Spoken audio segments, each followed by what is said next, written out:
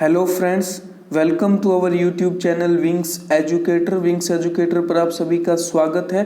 आज के सेशन में हम डिस्कस करेंगे 1 जून 2020 के कुछ इम्पोर्टेंट करंट अफेयर्स के क्वेश्चंस के बारे में, जो कि हमारे एग्ज़ाम के पॉइंट ऑफ व्यू से इम्पोर्टेंट है।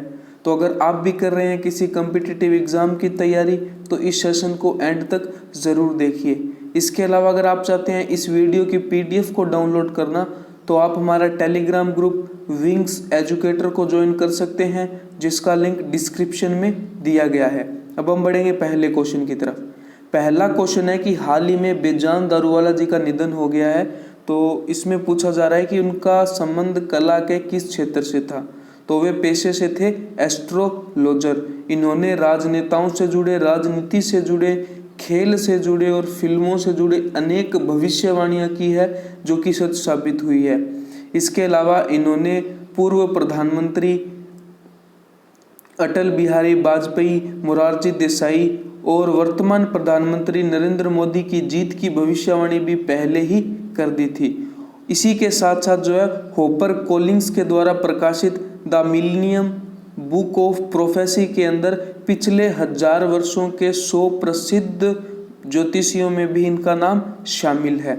तो ये थे महान ज्योतिष बेजान दारूवाला, जिनका हाल ही के अंदर जिनका जो है वो निधन हो गया है। इसके अलावा हाल ही के अंदर प्रसिद्ध गीतकार जो है वो योगेश गौड़ जी का निधन हो गया है, जिन्होंने राजेश खन्ना की आनंद मूवी के अंदर जो है वो संगीत दिया था। तो इनका भी हाल ही के अंदर निधन हो गया है। अब हम बढ़ते हैं नेक्स्ट क्वेश्चन की तरफ।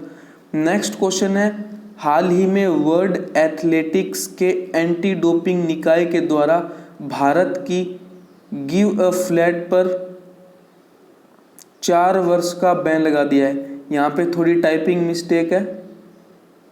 इस प्रश्न में पूछना जा रहा है कि वर्ल्ड एथलेटिक्स एंटी डोपिंग निकाय के द्वारा जो है हाल ही में किस एथलेटिक्स पर जो है वो 4 साल का बैन लगा दिया गया है। तो इसका सही आंसर है ऑप्शन ए, किरणजीत कौर पर जो है वो हाल ही के अंदर वर्ल्ड एथलेटिक्स एंटी डोपिंग निकाय के द्वारा बैन लगा दिया गया है। इन्हें प्रतिबंधित पदार्थ के सेवन के चलते जो है वो बैन लगा दिया गया है, और इसी के कारण जो है टाटा स्टील कोलकाता 25K में जीता गया गोल्ड स्वर्ण पदक भी जो है इनसे वापस ले गया है। अगर बात करें तो इनका सैंपल कलेक्शन जो है वो दिसंबर 2019 के अंदर किया गया था, जिसका टेस्ट करने के बाद में अब इन्हें पॉजिटिव पाया गया है, और अब जो है इनसे जीता गया पदक जो वो वापस ले लिया गया है, जो कि दिसंबर 2019 के बाद में इसका आयोजन किया गया था। इसके अलावा अगर हम बात करें वाडा के अध्यक्ष की, तो वो हो जाएंगे सर क्रैग रीड, और वर्तमान में वाडा का हेडक्वार्टर हो जाएगा मॉन्ट्रियल कनाडा के अंदर। इसकी स्थापना जो हुई थी 10 नवंबर 1999 के अंदर। अब हम बढ़ते हैं नेक्स्ट क्वेश्चन की तरफ। उससे पहले आप हमें कमेंट बॉक्स में कमेंट करके बताएं कि वर्तमान में नाडा के ब्रांड एम्बेसडर कौन है। वर्तमान में नाडा के ब्रांड एम्बेसडर कौन है, आप हमें कमेंट बॉक्स में कमेंट करके बताएं, और आप कमेंट जरूर करें, इससे आपको फ़ायदा ज़रूर मिलेगा।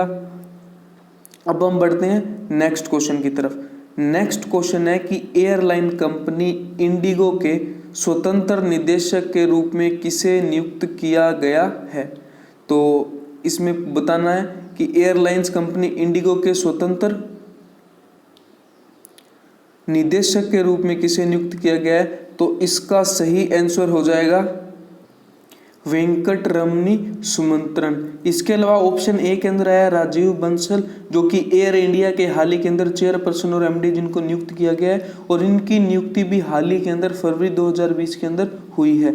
अब हम बात कर लेते हैं तो कि वेंकटरमणी सुमंत्रन वर्तमान में जो है वो चेन्नई स्थित सेलेरिस टेक्नोलॉजिकल के अध्यक्ष और प्रबंधक निदेशक के रूप में कार्यरत हैं, और उनकी नियुक्ति जो है वो अगले 5 वर्षों के लिए की गई है। अगर हम बात करें इंडिगो एयरलाइंस, जिसका हेडक्वार्टर कहाँ पर है, गुरुग्राम हरियाणा के अंदर, और इंडिगो एयरलाइंस की स्थापना हुई वर्ष 2006 के अंदर। अब हम बढ़ते हैं नेक्स्ट क्वेश्चन की तरफ। तो नेक्स्ट क्वेश्चन है कि हाल ही में किस राज्य सरकार ने प्रवासियों के लिए मुख्यमंत्री स्वरोजगार योजना का शुभारंभ किया है। तो यह शुभारंभ किया गया है ऑप्शन ए उत्तराखंड राज्य सरकार के द्वारा।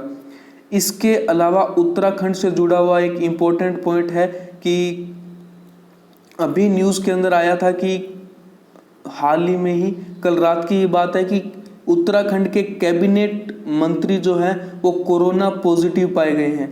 उत्तराखंड के कैबिनेट मंत्री जो है, जिनका नाम अभी मेरे ध्यान में नहीं आ रहा है, वो कोरोना पॉजिटिव पाए गए हैं, जिसके चलते वहाँ की पूरी राज्य सरकार जो है वो क्वारंटाइन में चली जाएगी। ऐसी न्यूज़ में खबरें आ रही थी, अभी इसकी पुष्टि नहीं हुई है, लेकिन ये संभावना है कि पूरी राज्य सरकार जो है वो क्वारंटाइन के अंदर चली जाए, क्योंकि वहाँ का कैबिनेट मंत्री जो है वो कोरोना पॉजिटिव पाया गया है।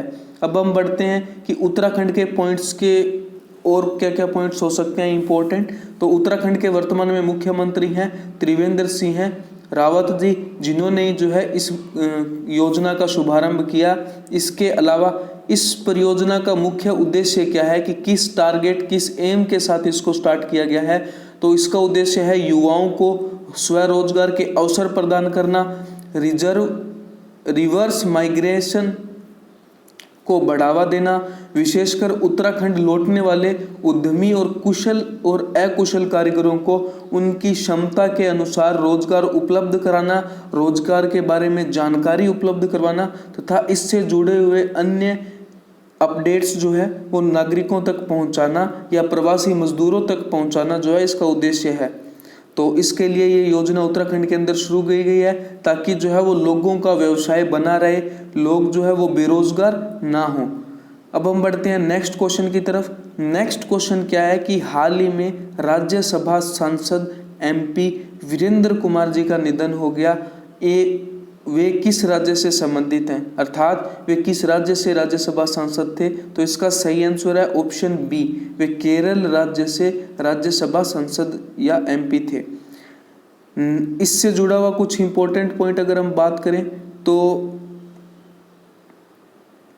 मध्य प्रदेश सरकार, ये पॉइंट्स जो है हम आगे डिस्कस करेंगे, आगे के क्वेश्चन से जुड़ा हुआ है, ये टाइपिंग मिस्टेक है यहाँ पे। हाल ही के अंदर किस राज्य सरकार के द्वारा जो है वो रोजगार सेतु योजना का शुभारंभ किया गया है? तो यह शुभारंभ किया गया है ऑप्शन बी, मध्य प्रदेश के द्वारा। मध्य प्रदेश राज्य सरकार ने हाल ही में रोजगार सेतु योजना का शुभारंभ किया है। इसके अलावा चरण पादुका योजना अगर पूछे कहाँ से संबंधित है, तो वो भी संबंधित होगी कहाँ से? मध्य प्रदेश से। मध्य प्रदेश के वर्तमान में अगर हम बात करें मुख्यमंत्री तो हो जाएंगे शिवराज सिंह चौहान जी। अगर बात करें राज्यपाल की तो लालजी टंडन जो हो जाएंगे यहाँ के राज्यपाल। इसके अलावा अगर हम बात करें तो इस योजना का टारगेट क्या है, एम क्या है, उद्देश्य क्या है, तो वो हो जाएगा बेरोजगार प्रवासियों को उनके कौशल से संबंधित नौकरियों की तलाश करने और पंजीकृत करने के लिए सहायता प्रदान करना। और इसी योजना के लिए MP के अंदर एक नई पोर्टल भी लॉन्च किया गया है जो कि रोजगार सेतु पोर्टल है। तो ये हमारे लिए इम्पोर्टेंट हो जाता है क्योंकि इस योजना के साथ साथ एक पोर्टल की भी लॉन्च किया गया है। और वर्तमान में कोविड-19 महामारी के चलते जो है अनेक राज्य सरकारों के द्वारा इससे लड़ने के लिए, इससे उभरने के लिए, आर्थिक गतिविधियों को गति देने के लिए और GDP को बढ़ाने के लिए अनेक योजनाएं और अनेक ऐप लॉन्च किए जा रहे हैं, जिनका उद्देश्य है रोजगार उपलब्ध करवाना या फिर कोविड-19 की चेन को तोड़ना या टेस्टिंग्स को बढ़ाना, इससे ही जुड़े हुए हैं। तो ये हमारे लिए इम्पोर्टेंट हो जाते हैं जो कि GDP को बढ़ाने के लिए और लोगों को रोजगार उपलब्ध करवाने के लिए योजनाएं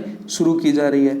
तो अब हम बढ़ेंगे नेक्स्ट क्वेश्चन की तरफ। नेक्स्ट क्वेश्चन क्या है कि भारतीय खेल प्राधिकरण के महानिदेशक कौन है जिनका हाल ही के अंदर जो है वो कार्यकाल 2 वर्ष के लिए बढ़ा दिया गया है? तो इसका सही आंसर हो जाएगा ऑप्शन बी, संदीप प्रधान जी जो है वो भारतीय खेल प्राधिकरण के महानिदेशक हैं, जिनका कार्यकाल हाल ही में 2 वर्ष के लिए क्या है बढ़ा दिया गया है।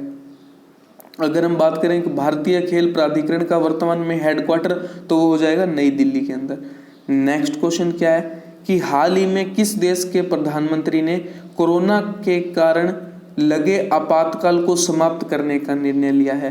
तो जापान के प्रधानमंत्री शिंजो आबे ने यह निर्णय लिया है कि अब जो है वो देश के अंदर जो आपातकाल लगाया गया था उसे हटाया जाएगा, क्योंकि इसके कारण जो है वो आर्थिक गतिविधियां रुक गई है, आर्थिक गतिविधियां ठप हो गई है, जिसके कारण जीडीपी लगातार गिर रही है और बेरोजगारी बढ़ रही है। तो इन सभी समस्याओं के चलते जो है वो आपातकाल को जो है हटाया जा रहा है। इसके अलावा अगर हम बात करें तो ऑस्ट्रेलिया के अंदर जो है वो 6 महीने तक लॉकडाउन लगा दिया गया था, और इसका कारण यह था कि यहाँ पे आईसीसी इवेंट्स होने थे, तो जिसके चलते यहाँ पे संपूर्ण लॉकडाउन लगा दिया गया था, और यह डिसाइड किया गया था कि तब तक जो है वो कोरोना पे ऊपर पूरी तरह से नियंत्रण पा लिया जाएगा। तो ऑस्ट्रेलिया ने जो है वो चाइना के ऊपर जो है वो स्वतंत्र जांच करने की जो है वो मांग की थी विश्व भर में, जिसके चलते चाइना ने इसके ऑस्ट्रेलिया के ऊपर 80% का टैरिफ चार्ज भी लगा दिया था।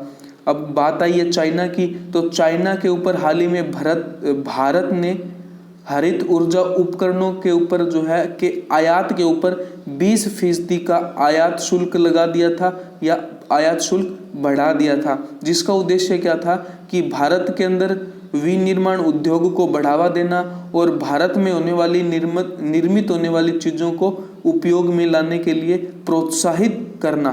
तो इसके चलते भारत ने भी जो है वो चीन के ऊपर आयात शुल्क बढ़ाया था। इसके अलावा ऑप्शन जो इसका आंसर था जापान के अंदर होने हैं वर्ष 2021 के ओलंपिक, जो कि लगभग जो है वो कैंसिल होने की कगार पर हैं, क्योंकि कोरोना वायरस के कारण जो है वो अभी स्थिति स्पष्ट नहीं है, जिसके चलते यह स्थिति विवाद में बनी हुई है। लेकिन लगभग यही उम्मीद है कि जो है कैंसिल हो जाएंगे और आगे के वर्ष हो सकता है 2022 में हो, या फिर पूरा ही आगे चले जाए कि ये ओलंपिक हो ही ना, सीधा नेक्स्ट ओलंपिक हो। तो ये इस क्वेश्चन से जुड़े हुए कुछ इंपॉर्टेंट फैक्ट्स, कुछ इंपॉर्टेंट न्यूज़ थी जो कि हाल ही के अंदर चर्चा के अंदर बनी हुई थी और हमारे एग्ज़ाम के लिए इम्पोर्टेंट हो सकती है, और एग्ज़ाम में जिनके आने की पूरी संभावनाएं हैं। अब हम बढ़ते हैं नेक्स्ट क्वेश्चन की तरफ। उससे पहले अगर जापान की राजधानी तो हम सबको पता है टोक्यो, प्रधानमंत्री शिंजो आबे जी, और मुद्रा येन। नेक्स्ट क्वेश्चन क्या है कि हाल ही में किस देश में भारतीय पुरातत्व सर्वेक्षण विभाग को 1100 साल पुराना शिवलिंग मिला है? तो यह मिला है वियतनाम के अंदर, और वियतनाम की राजधानी हनोई हो जाएगी। अगर बात करें वियतनाम के राष्ट्रपति की तो डुएन फू त्रोंग, अगर बात करें वियतनाम के प्रधानमंत्री की तो ग्युयेन तन जुंग, अगर बात करें वियतनाम की मुद्रा की तो ये हो जाएगी दोंग। तो ये थे वियतनाम से जुड़े हुए कुछ इंपॉर्टेंट पॉइंट्स। अब हम बात कर लेते हैं सम इंपॉर्टेंट वन लाइनर्स, कुछ ऐसे पॉइंट्स, कुछ ऐसी न्यूज़, कुछ ऐसे क्वेश्चंस जिनको हमने पिछले सेशंस के अंदर डिस्कशन कर लिया है, या कुछ ऐसी न्यूज़ेस जो कि हाल ही में चर्चा में बनी हुई है और क्वेश्चन आंसर सेशन के अंदर जिनके बारे में हमने बातचीत नहीं की है, तो उन पॉइंट्स को हम डिस्कस करेंगे वन लाइनर्स की फॉर्म में। तो ब्राज़ील, रूस, भारत, चीन, दक्षिण अफ्रीका देशों के संगठन ब्रिक्स का जो अभी एक प्रमुख बैठक हुई थी, जिसकी अध्यक्षता या जिसकी मेज़बानी जो है वो फेडरल टैक्स सर्विस ऑफ रूस के द्वारा की गई। तो ब्रिक्स के सम्मेलन की इस बार मेजबानी किसके द्वारा की गई है?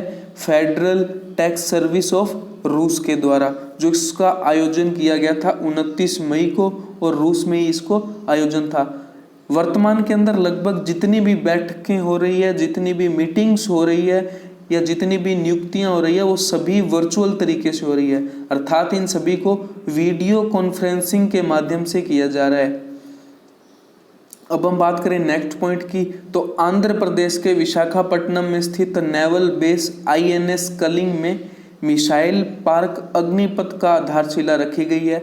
तो ये रखी गई है आधारशिला किसमें? INS कलिंग के अंदर। इसके अलावा अभी हाल ही के अंदर जो समुद्र सेतु मिशन चलाया गया था, जिसके तहत क्या किया गया था कि विदेशों में फंसे भारतीयों को जो है वो भारत वापसी जिनकी करवाई गई थी। तो अरब के देशों से इंडोनेशिया, थाईलैंड, तो इन देशों में फंसे हुए भारतीय नागरिकों को लाने के लिए जो है ऑपरेशन समुद्र सेतु चलाया गया था। और इसके अलावा जो हवाई मार्ग से जिनको लाया गया था नागरिकों को, भारतीय नागरिकों को, जो कि यूरोप के अंदर, अमेरिका के अंदर या विश्व के अन्य देशों में फंसे हुए थे, तो उन देशों से नागरिकों को लाने के लिए जो मिशन चलाया गया था या जो अभियान चलाया गया था, उसका नाम रखा गया था ऑपरेशन वंदे भारत या वंदे भारत मिशन। तो ये दोनों ही हमारे लिए इम्पोर्टेंट है। अब बात करते हैं नेक्स्ट पॉइंट की। तो नेक्स्ट पॉइंट है कि लियो पुरी जो जेपी मॉर्गन साउथ एशिया और साउथ ईस्ट एशिया के नए अध्यक्ष के रूप में नियुक्त किए गए हैं। तो ये क्वेश्चन जो है हमने परसों के सेशन के अंदर डिस्कस किया था और इसके बारे में डिटेल से डिस्कशन किया था कि कौन है, वर्तमान में किस पद पर आसीन है और क्या क्या है, इसके बारे में हमने पूरा डिस्कशन लास्ट सेशन के अंदर किया था।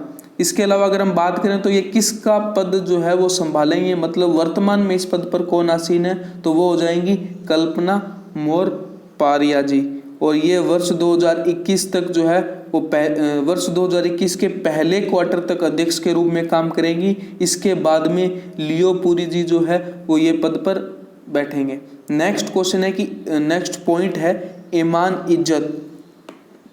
ईमान इज्जत को फ्रांसीसी टेक्नोलॉजी प्रमुख कैप जेमिनी समूह का मुख्य कार्यकारी अधिकारी अर्थात सीईओ नियुक्त किया गया है और उन्होंने वर्तमान के अंदर जो है वो कार्यकारी अधिकारी पॉल हरमेलिन की जगह लेंगे। तो वर्तमान में कौन हो जाएंगे कार्यकारी? पॉल हरमेलिन, जिनकी जगह लेंगे ईमान इज्जत। तो ये थे आज के कुछ इंपॉर्टेंट करंट अफेयर्स के क्वेश्चंस, कुछ इंपॉर्टेंट वन लाइनर्स। तो अगर आपको हमारी ये वीडियो पसंद आई है तो इसे लाइक करें, हमारे यूट्यूब चैनल विंग्स एजुकेटर को सब्सक्राइब करें और इसे ज़्यादा से ज़्यादा शेयर करें। आपके लिए एक इम्पोर्टेंट अनाउंसमेंट भी है कि हम जल्द ही आपके लिए जो है वो हाल ही के अंदर शुरू की गई सारी योजनाएं जो है उसका एक अलग से सेशन लेके आ रहे हैं। तो अगर आप भी किसी कंपटीशन की तैयारी कर रहे हैं तो वो सेशन आपके लिए बहुत ही हेल्पफुल होगा। तो आप हमारे साथ बने रहिए। Thank you.